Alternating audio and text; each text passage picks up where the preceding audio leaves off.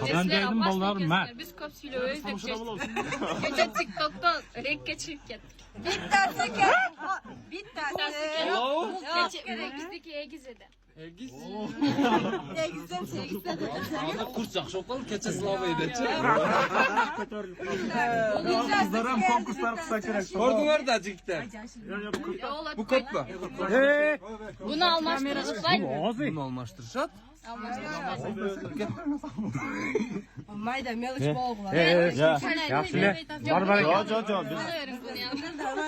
Qancha bo'ldi? Qanday bo'ldi? Qanday? Ondaylik bola emas. Buni sizlarniki.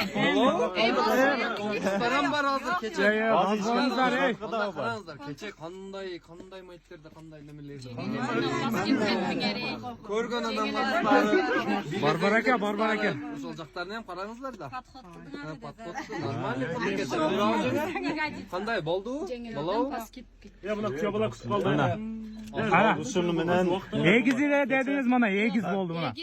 Mana bersangiz? Ikkita tuvatida shundaydan. Yo bersangiz mana. O boshda bitta bo'ldi mana. Manasiga rozi bo'lingizlar. Tengizlar. Stop.